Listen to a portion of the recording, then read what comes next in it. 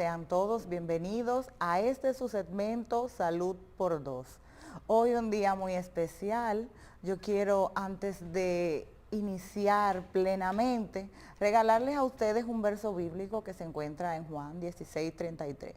Dice, estas cosas os he hablado para que tengan paz. En el mundo tendréis aflicción, pero confiad, yo he vencido al mundo. Señores, eso fue algo que se escribió hace muchos años. Fueron palabras del mismo Dios, del mismo Señor.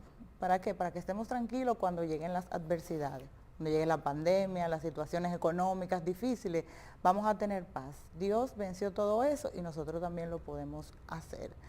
Así es, doctor Josué Pichardo, bienvenido, que estaba la semana pasada, estaba de vacaciones del programa. Un día fuera, muy buenos días, gracias.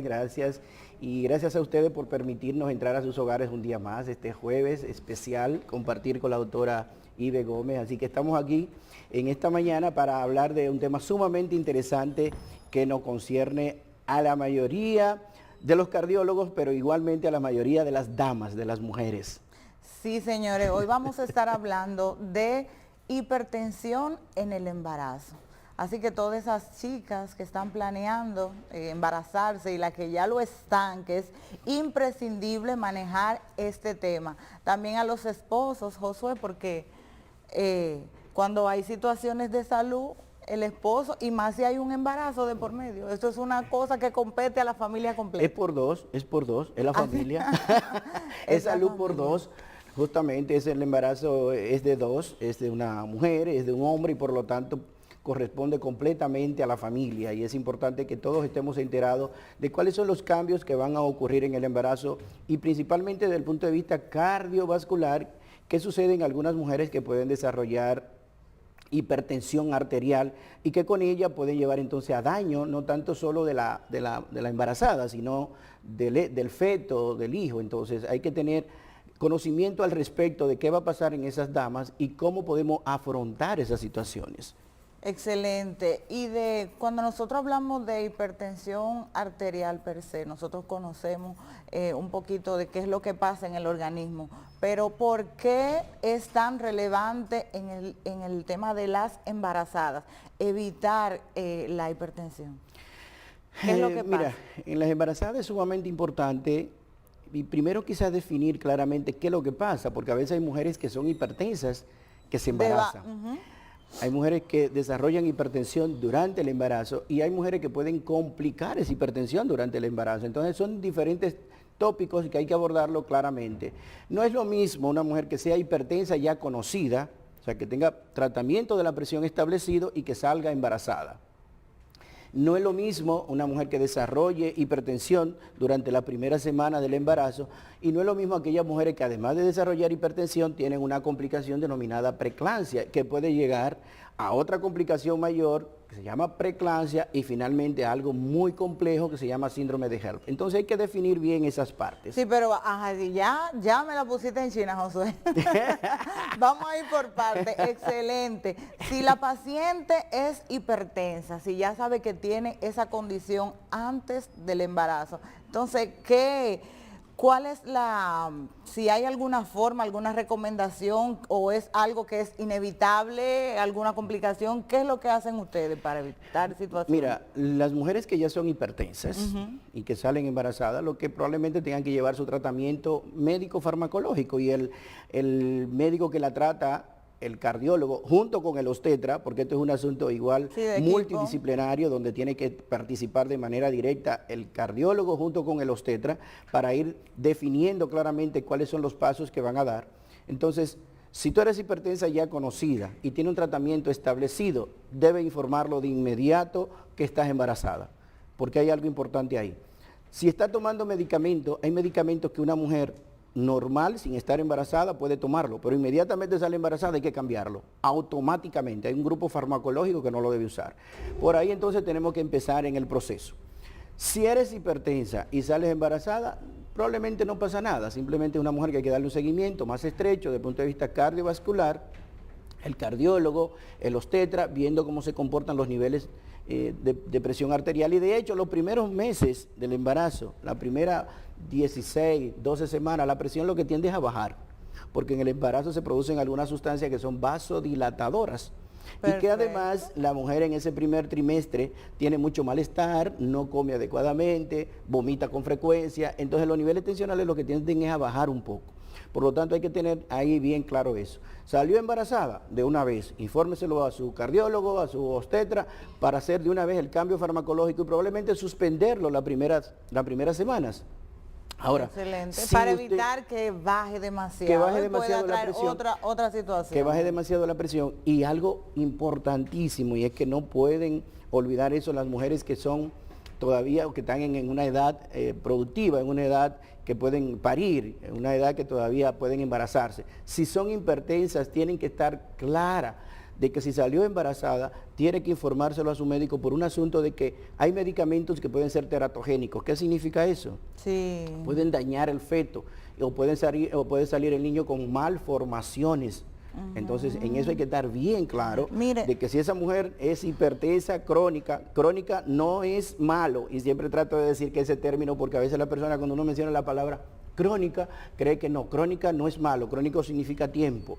Agudo es rápido, crónico es tiempo. Si una mujer es hipertensa crónica, o sea que sufre depresión de larga evolución, de largo tiempo, hay que estar claro de que los medicamentos que está usando y salió embarazada, de una vez debe informarse. Entonces, para estar seguro de que esos medicamentos no vayan a dañar el feto que se está formando ahí. y eso es tan importante, Josué, que a nivel odontológico sufre la cavidad bucal, porque nosotros tenemos una formación de algún daño en la etapa de formación intrauterina de lo que son los procesos de los dientes, que conlleva a un esmalte de muy mala calidad, produciendo así un paciente que es altamente propenso a caries dental.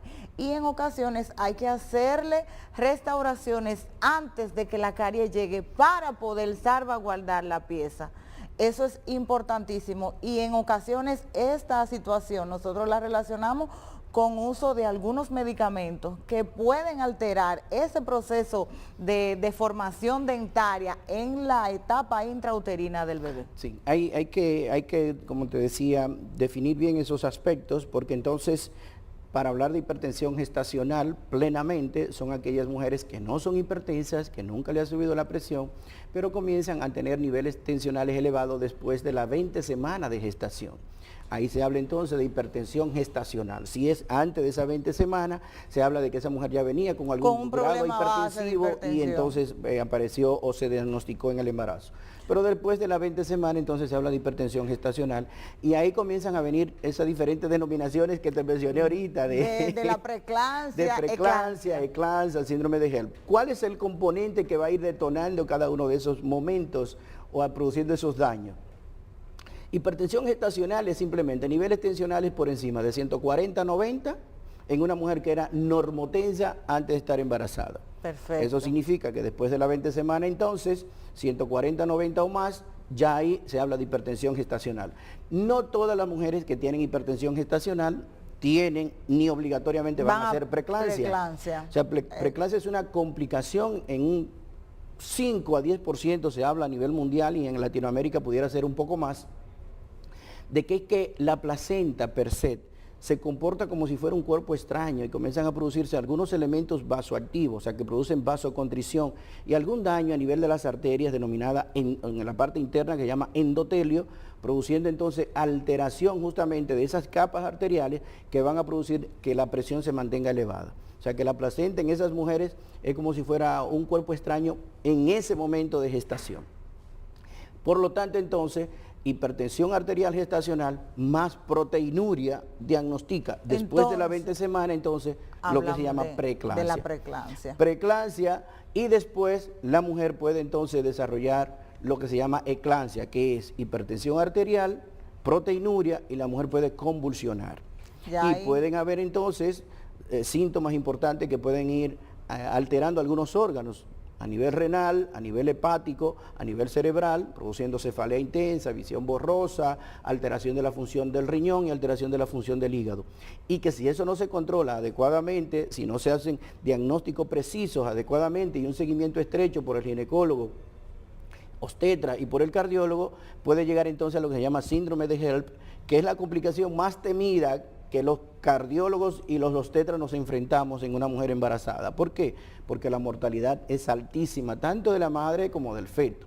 Entonces es una situación muy compleja porque la mujer entonces ya convulsionó con alteración a nivel de su cerebro y como te digo, ya daño principalmente a nivel hepático, donde comienzan las enzimas hepáticas a alterarse porque está produciéndose daño de necrosis de algunas células en el hígado, comienza a alterarse el riñón, comienzan a bajar las plaquetas son las que tienen que ver con la coagulación de la sangre. Entonces ya son mujeres que pueden hacer sangrados masivos con una complicación justamente de lo que comenzó con una simple hipertensión, que fue luego preeclampsia, eclampsia y finalmente pudo desencadenar en un síndrome de HELLP.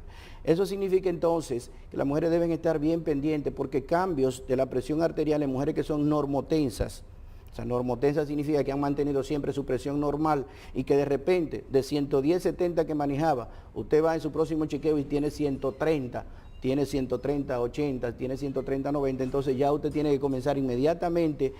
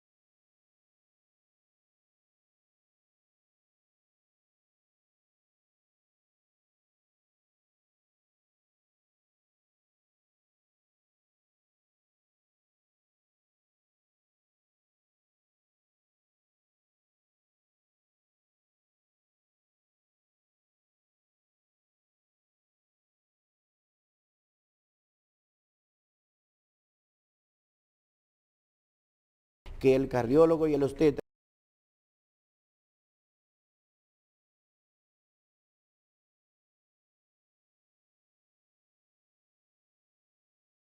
la sal, cosas que le ayuden a subir peso, porque el sobrepeso, o sea, la obesidad, la dislipidemia, son cosas, la diabetes, son de los factores que justamente van a predisponer el desarrollo de la preeclampsia y el daño de esa mujer hipertensa. Entonces, como me preguntaba con respecto a los medicamentos, no hay duda de que hay medicamentos que se pueden utilizar. Hay otros que están totalmente proscritos, o sea que no hay forma de utilizarlo porque, por ejemplo, todas aquellas mujeres que estén utilizando IECA son todos los que terminan en pril, enalapril, ramipril, captopril, lisinopril, están totalmente contraindicados en el embarazo. Hay que descartar. Esas mujeres que están tomando esos medicamentos y salen embarazadas tienen que acudir de inmediato a su médico para que haga los ajustes del lugar, cambio farmacológico, pero deben suspenderlo. Automáticamente se dieron cuenta que están embarazadas. Eso no es que se lo tienen que preguntar al vecino, ni al hermano, ni al tío. Hay que suspenderlo y que su médico la vea de inmediato para hacer los cambios. ¿Por qué? Porque esos medicamentos están demostrados que van a producir daño en la formación del feto. Y si lo hacen las primeras semanas, lamentablemente puede salir el niño sin riñones, por ejemplo, un anencefálico. O sea, eso es una situación sumamente compleja. Sumamente compleja. Hay medicamentos que sí pueden utilizarse en el embarazo, que están establecidos.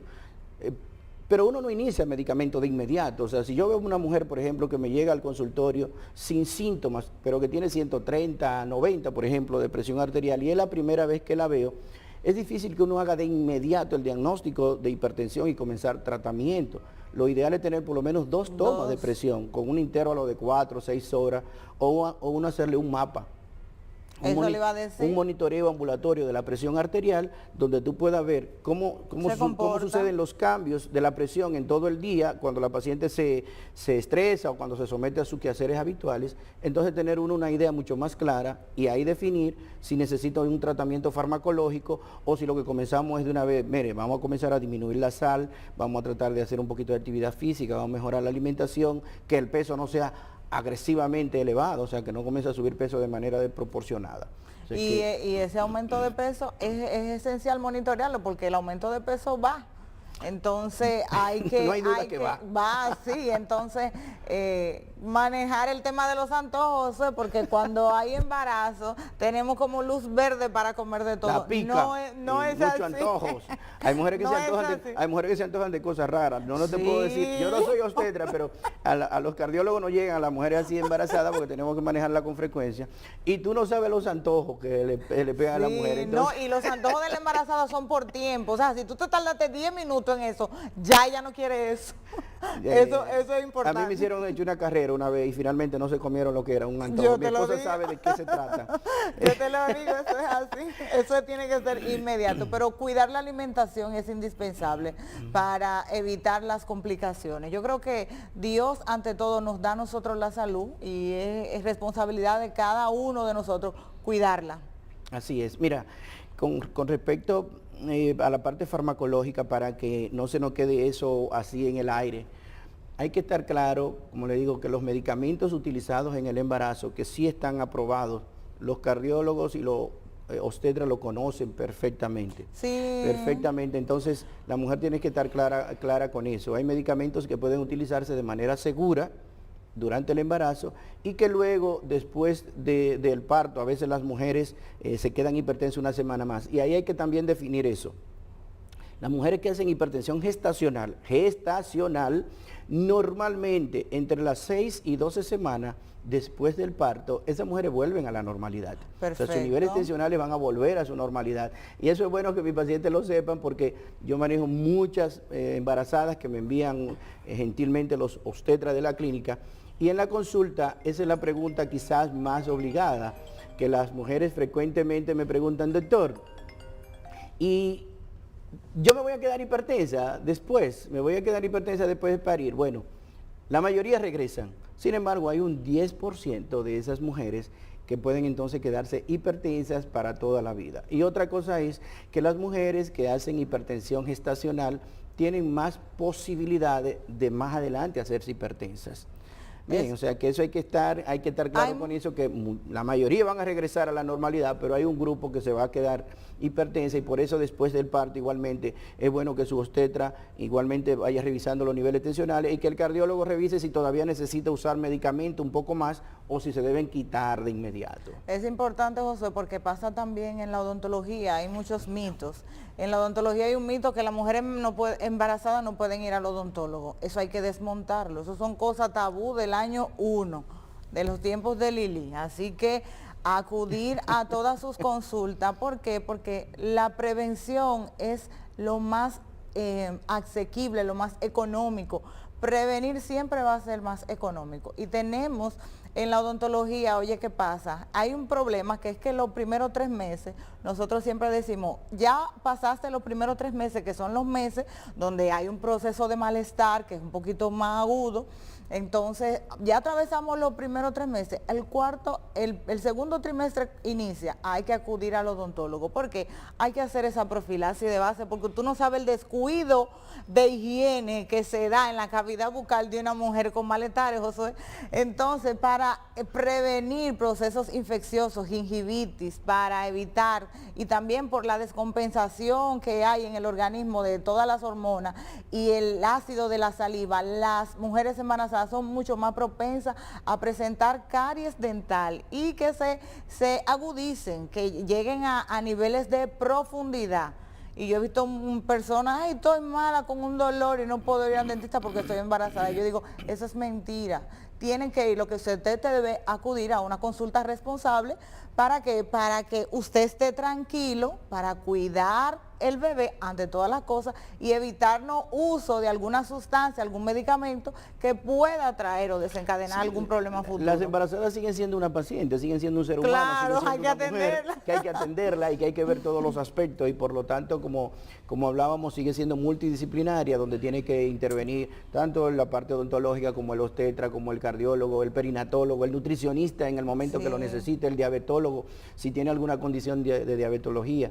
O sea que sigue siendo una paciente, pero finalmente quiero que quede esto bien claro, que las mujeres embarazadas jóvenes, las jóvenes que todavía están en edad fértil, no dejen realmente de asistir a su médico obstetra y al cardiólogo suyo, no tiene que ser a José Pichardo, al suyo, claro. Al suyo, inmediatamente sepa que está embarazada para que verifique los medicamentos que está utilizando, porque eso es básico para el desarrollo de su feto y el bienestar suyo final y de su hijo, o sea que eso es vital. Señor, excelente las recomendaciones de Josué Pichardo. Recuerden seguirnos a través de nuestras redes. Tenemos una cuenta en Instagram de Glucodon y también en el Facebook.